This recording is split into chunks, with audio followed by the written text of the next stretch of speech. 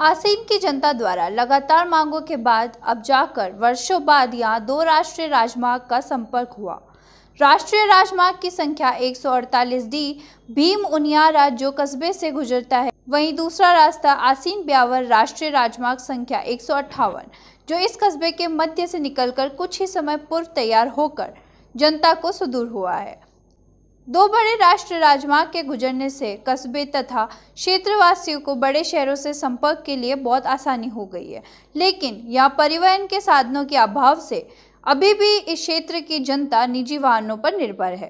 परिवहन के साधनों में इस कस्बे से सड़क मार्ग के माध्यम से ही बड़े शहरों को संपर्क किया जा सकता है, लेकिन यहाँ निजी बस एसोसिएशन की बोलबाले के कारण रोडवेज बसें संचालित नहीं होती है।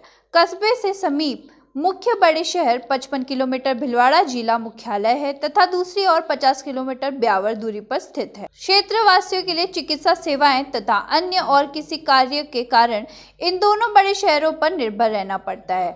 कुछ समय पूर्व ही भगवान देवनारायण के 1112वें जन्मोत्सव के अवसर पर मालासिरी से जयपुर तक रोडवेज बस की सौगात इस कस्बे को मिली थी, लेकिन अब भी इस कस्बे से जोधपुर, कोटा, उदयपुर, भिलवाड़ा, ब्यावर तथा और अन्य बड़े शहरों में जाने के लिए रोडवेज की सुविधा नहीं होने के कारण ग्रामीण तथा कस्बे वासियों को निराशा हाथ लगी रहती है। 2 वर्ष पूर्व आसीन विधायक जब्बर सिंह सांखला ने ब्यावर से कोटा वाया बदनौर एक बस को हरी झंडी दिखाकर शुरुआत की, लेकिन यह रोडवेज बस सेवा भी क्षेत्रवासियों को ज्यादा समय तक नहीं मिल पाई और बीच में ही बंद हो गई।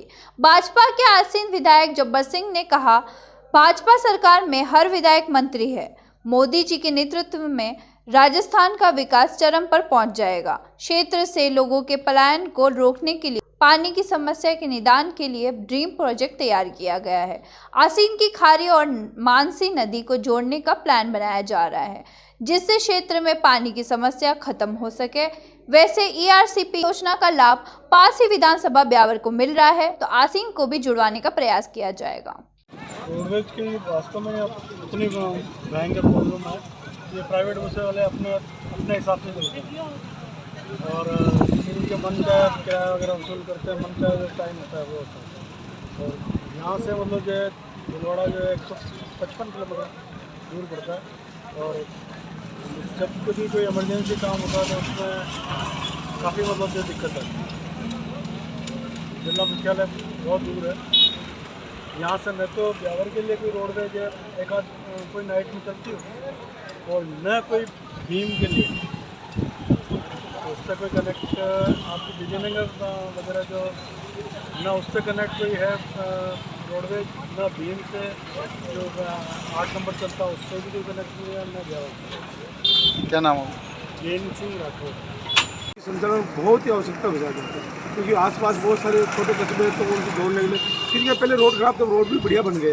यहाँ से जिला मुख्यालय लगभग 55 किलोमीटर दूर पड़ता है, तो फिर रोडवेज की यहाँ बहुत ही ज़्यादा आवश्यकता है।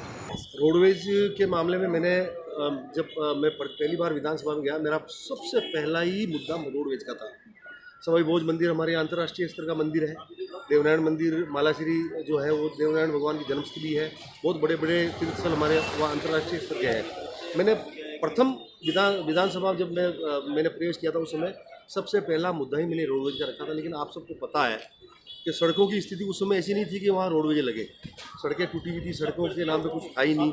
केंद्र सरकार ने अभी एक जो सड़क बनाई है NH 158 जो मांडल से रास, वो सड़क अभी भी अधूरी है। कुछ जगह से उसका काम बाकी है, ब्रिज का, और इसका काम चल रहा है। ये काम पूरा होने के बाद मैं मंत्रियों से मिला भी हूँ अभी, और अभी कुछ रोड मैंने बना के भी दिए हैं लंबी दूरी की रोडवेजों के। तो संभवतया अब जो सत्र चलेगा विधानसभा का जुलाई में, उस समय मेरा ऐसा मानना है कि 2-4 बसें 5 बसें लंबी दूरी की आसीन से होकर के निकलेगी, हमको मिल सकती है।